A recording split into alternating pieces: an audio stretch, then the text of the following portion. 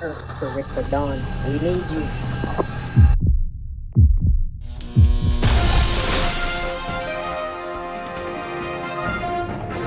Yo, what is going on in Los Angeles between the Lakers and LeBron James?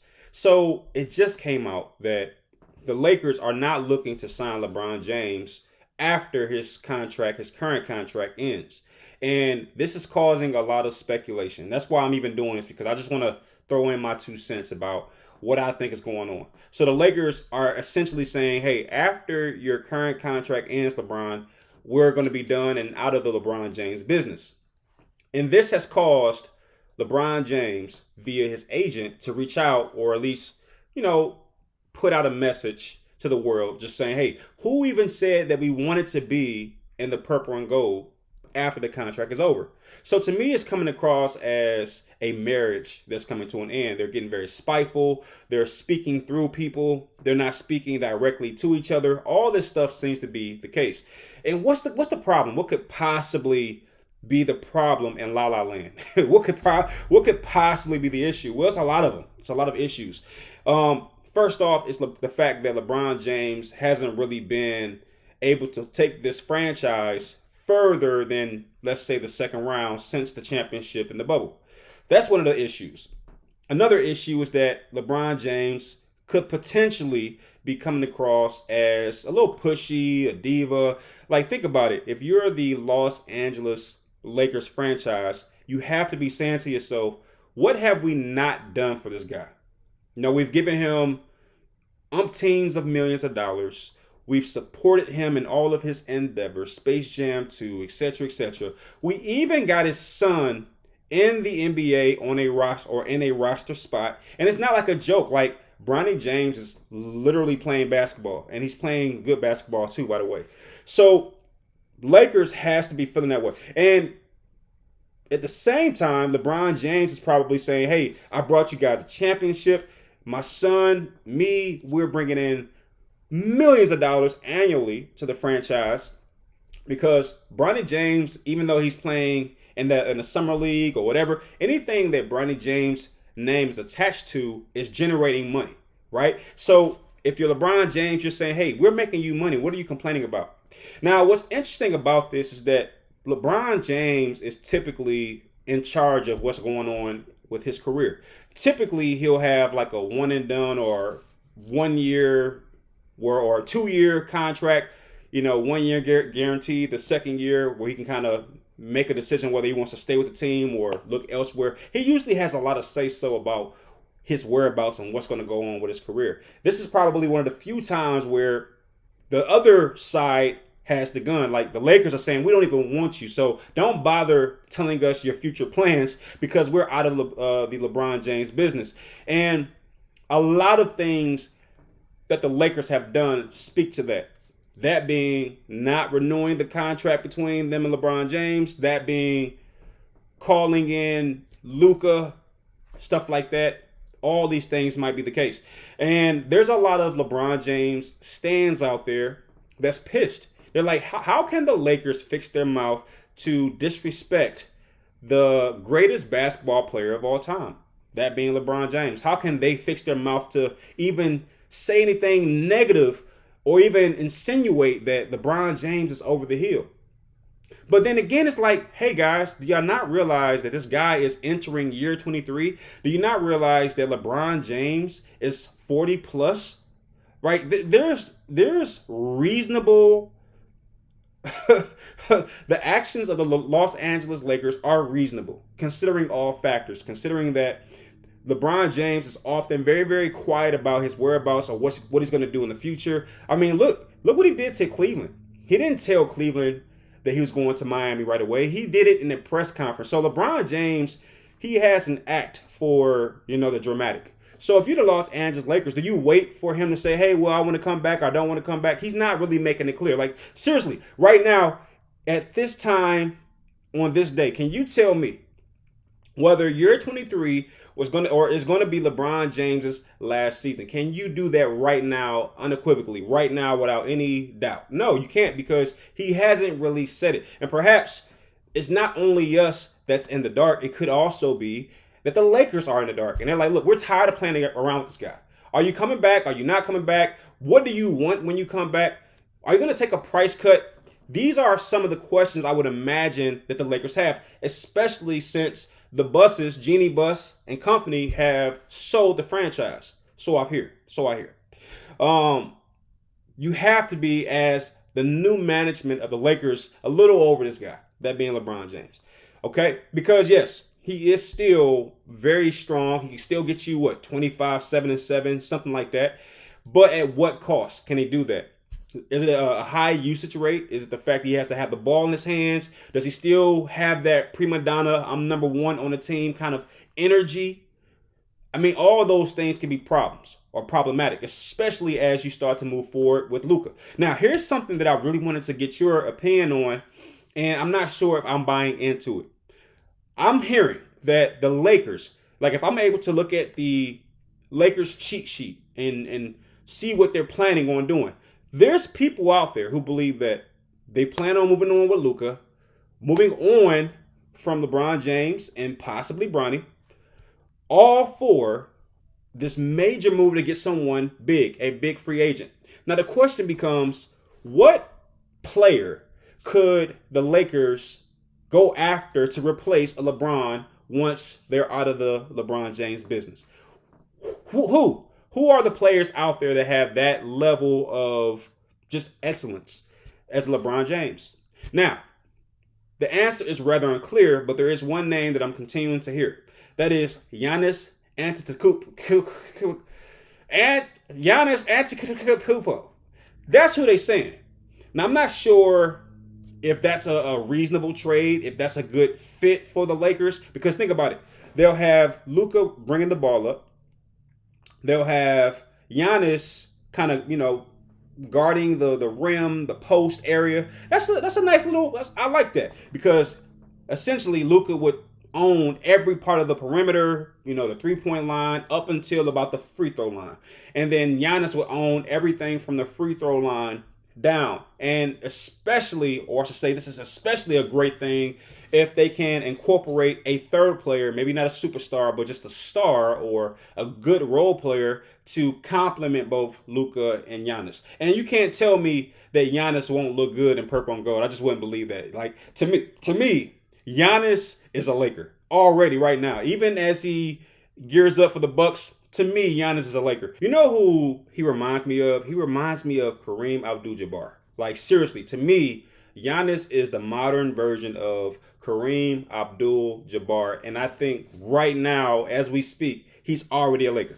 So, yes, the notion that you could replace LeBron James with the Giannis Antetokounmpo, the fact, like, that is a possibility. Now, obviously, Giannis is not as dynamic. He doesn't have as many championships. He doesn't have as much experience, etc., etc., etc.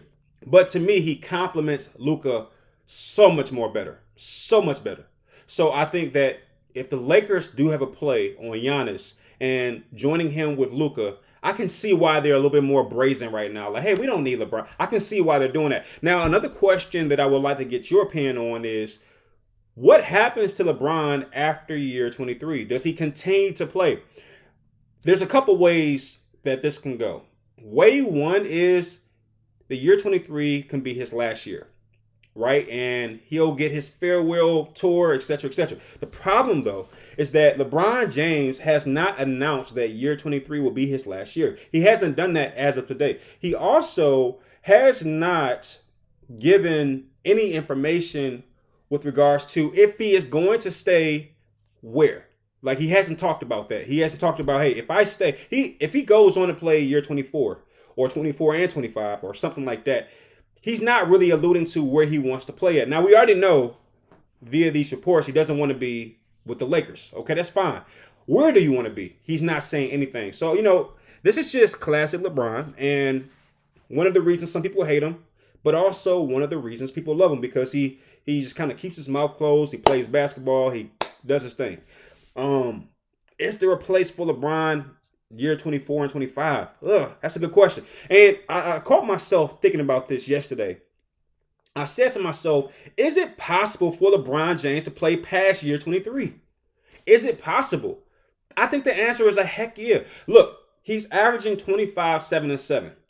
For year 23, let's say he takes a dip and drops down to about 25 and 5. That's still good. That's still a great, that's better than a role player. That's a star in the NBA.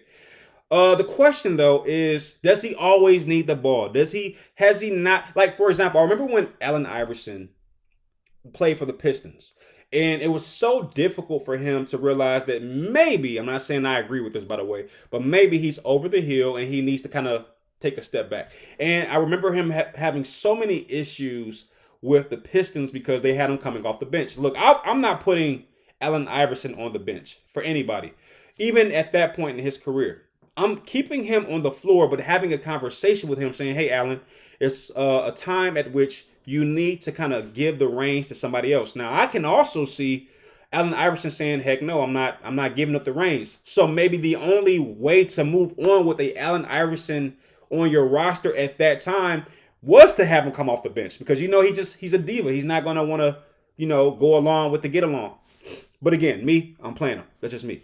So maybe that's what it is. It's like, hey, LeBron James, he'll be great on any team. But the problem is he won't defer to anybody at which we could actually bring a LeBron James on. Like, for example, I don't see a scenario where LeBron James comes off the bench, or at least wants to. Like, I haven't seen that from him. I haven't seen that level of humility where LeBron James will say, hey, you know what? It's a young guy's game now. I want to be on a roster. I want to be on a roster, and I'm cool with coming off the bench. Like, I saw that from Vince Carter. In year 22, he came off the bench. He was cool. He got his maybe 10 to 15 minutes per game. He got his standing applause from everybody. He played, didn't score, and then sat back down. But LeBron James is no Vince Carter. He's just not going to do that. He's not going to do that. So to me, that's what makes it difficult.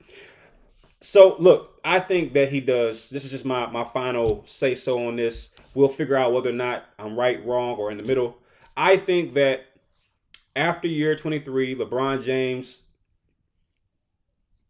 does come back one more year. I'm going to tell you why, because I thought that year 23 would be it, but he's not announcing that he wants that farewell tour. Like, I've heard a report of him saying he wants a farewell type of season once he gets to his last season, but I didn't hear that year 23 would be the last season, which means we don't really know. So to me, that is a signal that LeBron James does, in fact, intend to play past year 23. Okay? And if he does that, here's what I think he does. I think he's going to go back to Cleveland. I think he's going to go back to Cleveland and play in Cleveland one more time, and then retire in a Cleveland uniform. Now, the question from there is, does he do that in year 24, or does he sign a 2-year agreement with Cleveland and do it in year 25? It's one of those is going to be more than likely true. I don't think that year 23 is it. I think after this season ends, he's going to still have some more fire in the tank, and I think he's going to play one more year in Cleveland for, I don't think he's going to ask that Cleveland break the bank for LeBron James in his final season. I don't think so. But I think he's going to play with the Lakers year 23 and then sign with Cleveland for year 24 and have a farewell-like season in his hometown with his home team. That's what I think is going to happen after what I've seen so far. I think the Lakers are going to move on from LeBron James, move forward with Luka, bring in somebody like a Giannis. I don't know if anybody else would fit, but I think they're going to bring in a Giannis and maybe one more star, i.e. like, I don't know. I don't know who that third person could be, but it'd be kind of cool if it was somebody of the caliber or ilk of a Giannis or somebody like that. It'd be kind of, not a Giannis, I mean like a Kevin Durant. That's what I meant to say. That'd be pretty dope. Kevin Durant, he's a mercenary. I always look at Kevin Durant as a merc. Someone who is like, look, I'm a hired mercenary. If you need 30 points on your roster, bring me in. You know what I mean? I think that's what Kevin Durant is. And how dope would Luka, Kevin Durant, and Giannis be? The question is, would Durant be able to take a pay cut? Again, I'm not seeing that happen. What do you think? Do you think that there's some kind of beef between LeBron James and the Lakers? Do you think that those reports are just noise? Do you think LeBron James is going to come back after year 23? Do you think the Lakers will bring James back, or at least make an offer for him past the year 23? I mean, there's a lot of questions out there. Do you think Giannis would fit well with Luka in a Lakers jersey uniform? Do you think that's even a good match? You know what I mean? And do you think that LeBron James would end his career if he were to go past the year 23? Would he end his career in Cleveland? And if not, where would he end his career? These are all the questions I have currently. All right. But anyway, thank you all for tuning in. I will see you soon. Peace.